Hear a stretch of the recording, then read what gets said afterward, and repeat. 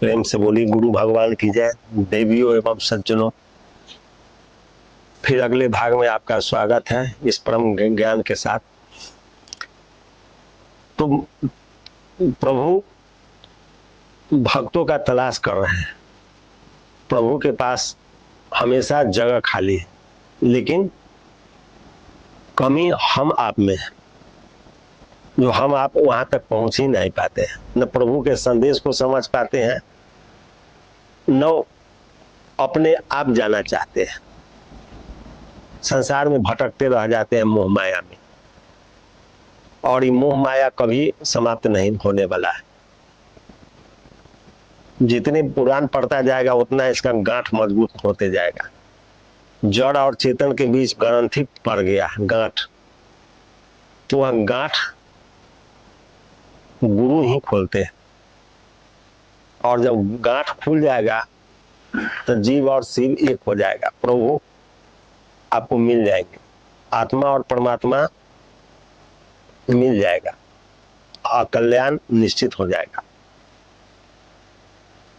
तो एक बार की बात है, नारद जी भगवान विष्णु के पास गए वैकुंठ में। तो वैकुंठ में जब गए तो वहाँ केवल भगवान विष्णु और माता लक्ष्मी, और कोई है नहीं। तो नारद जी कहे जो प्रभु काहे न कोई नौकर रख लेते हैं, आप दो आदमी हैं, आप परेशान परेशान रहते हैं, कोई आता है तो उसका आप स्वागत भी नहीं कर पाते हैं, क्योंकि आप तो हमेशा शेषनाग के सिजिया पर लेटे रहते हैं। माता लक्ष्मी आपका पैर ही दबाते रहती है। तो कोई आया तो उसका कोई स्वागत नहीं होता है, ऐसे कोई नौकर रख लीजिए। तो भगवान विष्णु कहे हम तक कब से तलाश रहे हैं, लेकिन आज तक कोई नौकर मिला ही नहीं। कोई मिलता है तो तुम लाओ। नारद जी कहे कि आप कहिए तो हम पूरा भर दे। यहाँ वैकुंठ में कौन नहीं आना चाहेगा। तो भगवान विष्णु कहे तुम ले आओ, जितना मन है, कम से कम ये तो पहले लाओ, उसके बाद तुमको जितना मन होगा उतना लाना। तो नारद जी कहे तुरंत गए और तुरंत आए। तो भगवान विष्णु कहे ठीक है ले आओ। नारद जी तुरंत मृत्यु लोक में आए। मृत्यु लोक में आए तो पृथ्वी पर मनुष्य लोग टहल रहे थे। तो कुछ नौजवान का एक समूह था, वहां पर नारद जी उतरे, नारायण नारायण। तो सब बच्चे लोग देखने लगे। तब नारद जी कहे तुम लोग चलो वैकुंठ में भगवान विष्णु के यहाँ। क्या मृत्यु लोक में दुख सुख माया में उलझा हुआ है, जरा जन्म मृत्यु होते रहेगा, कभी अंत नहीं हो पाएगा, और 84 लाख में भटकते रहेगा। चलो वैकुंठ में आनंद से जीवन व्यतीत करना भगवान विष्णु के शरण में। तो लड़का सब कहा कि देखिए प्रभु, अभी हम लोग इस पृथ्वी पर जन्म ही लिए है, अभी पूरा दुनिया देखना बाकी है। से कुछ बुजुर्ग लोग हैं उनके पास जाइए, हम लोगों का भी समय है, थोड़ा रहने दीजिए, पृथ्वी का भी तो कुछ आनंद होना चाहिए। नारद जी का वो बात काट दिया। नारद जी सोचे थे कैसा मूर्ख है, इसको वैकुंठ का संदेश दिए लेकिन नहीं माना। तो नारद जी फिर वहां से आगे बढ़े। तो एक सेठ जी थे, उनके पास गए। तो सेठ जी के पास गए तो सेठ जी को जब नारद जी देखे तो सेठ जी भी इनको देखा। तो सेठ जी बहुत इज्जत सम्मान के साथ नारद जी का दंडवत प्रणाम स्वागत समारोह सब किया। तो नारद जी कहे सेठ जी चलिए वैकुंठ में से भगवान विष्णु के यहाँ रहिएगा, आपका सारा दुख समाप्त हो जाएगा, जन्म मरण के चक्कर से छूट जाइएगा और वैकुंठ में आनंद का भागी रहिएगा। कहाँ ही मृत्यु लोक में फंसे पड़े होंगे हम माया में। तो सेठ जी कहा आपके ही ऐसा आदमी ऐसा शुभ समाचार कह सकता है, इससे अच्छा शुभ बात कौन हो सकता है। तो परम हितैषी जगत के कल्याण कारक आपका यह मधुर वचन सुनकर हमारा मन तृप्त हो गया। जो कहे तो आप बहुत अच्छा बात, लेकिन थोड़ा हमारा बच्चा है वो बाहर पढ़ने गया है, वो आज जाता है, तो उसको हम अपना सारा हिसाब किताब समझा के हम चल देंगे, से थोड़ा दिन हमको समय दीजिए। तो नारद जी कहेंगे ठीक है। फिर कुछ दिन के बाद जब नारद जी आए तो उसे पूछे ये क्या सेठ जी अब तो समय हो गया।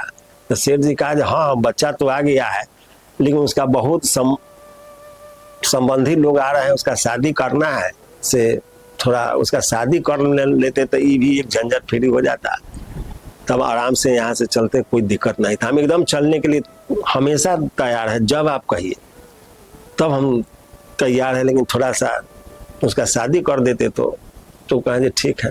फिर नारद जी चले गए। फिर कुछ दिन के बाद नारद जी आए तो कहे जी प्रभु आप बराबर आते हैं, सबको देख के बहुत आनंद आता है, से ये वो खाली पोता के देख लेते तो कम से कम ये भी एक सपना पूरा हो जाता, उसके बाद हम चल देते।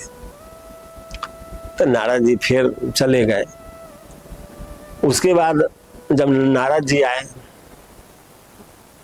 तो मालूम चला, उसके बेटा से पूछे जे तुम्हारे पिताजी कहाँ है, तो उसका बेटा सेठ जी कहा जो तो मर गए पिताजी।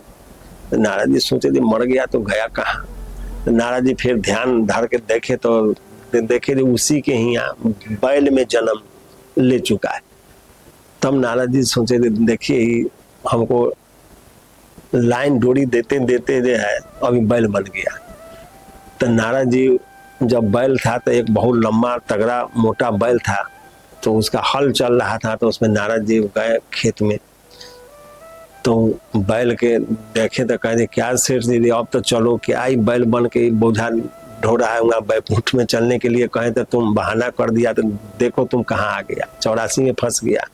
सेठ जी कहा ना ना महाराज जी चलेंगे जरूर, से थोड़ा बच्चा है उसका शादी हो गया है, उसको भी बच्चा हो गया, तो थोड़ा मेहनत करके सोचते हैं कुछ इसके खाने लायक अनाज जमा कर दे, से बाकी बैल तो सब देह चोर है, यदि हम नहीं रहे तो कोनो बैल उतना मेहनत से नहीं चलता है, तो हम है जो अपना बल पर सबको खींचते रहते हैं।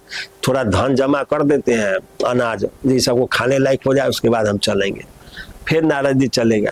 जब नारद जी फिर आए तो बैल को देखे तो उसके दरवाजा पर था नहीं, तो उसके बेटा से फिर पूछे जो बैल था आपका से कहाँ चला गया, उजला बैल जो था मोटा वाला।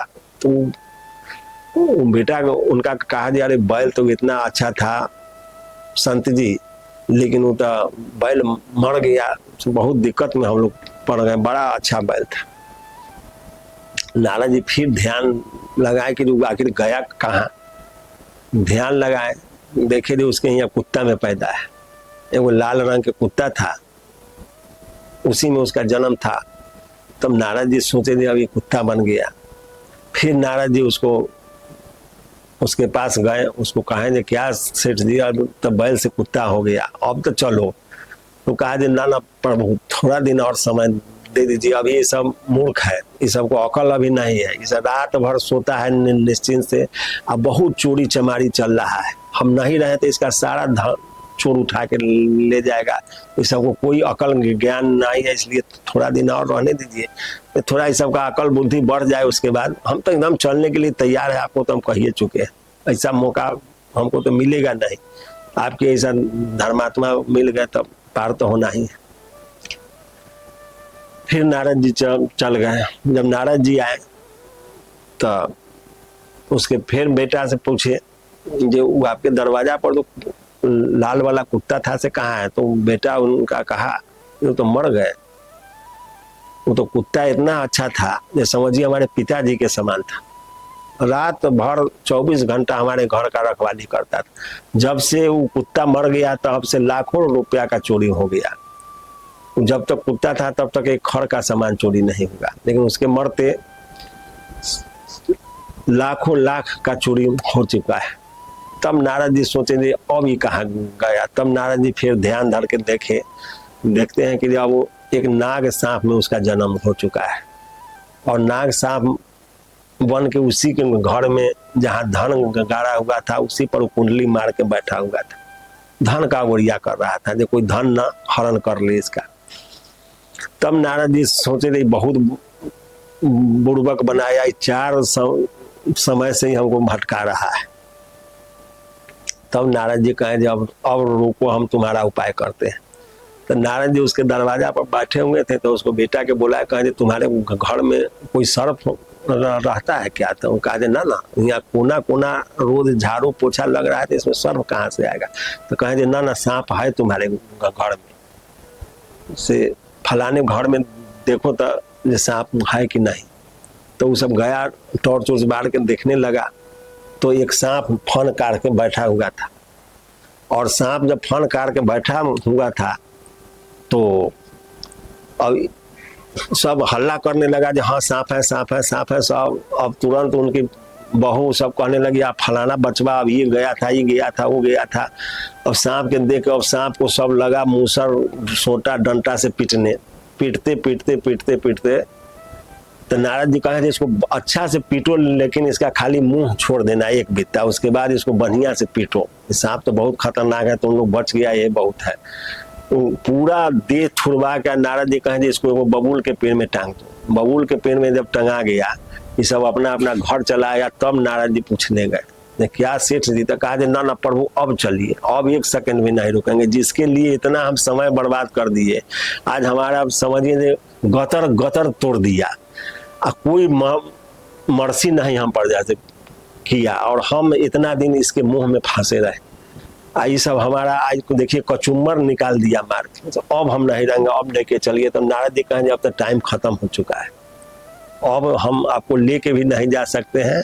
और जस करनी तस भोग ताता, नरक जात नर क्यों पछताता। अब जो आप किए इसका फल पाइए, भटकते रहिए। तो कहने का तात्पर्य है कि यदि प्रभु आपको बुलाते भी है तो हम लोग उसके संदेश को नहीं समझ पाते हैं और नहीं जा पाते हैं। और वही सेठ जी की तरह अनंत योनियों में भ्रमण करके गिरा गांठ छुड़वा के और उस बबूल के पेड़ में टंग के न प्राण निकल रहा है, न जीवित हो रहे हैं, तरफ तरफ कर मर रहे हैं। तो महापुरुषों का भाषा समझना चाहिए, गुरु के शब्द को समझना चाहिए। और जब गुरु के शब्द को समझने लगिएगा तो इस संसार से पार हो जाइएगा।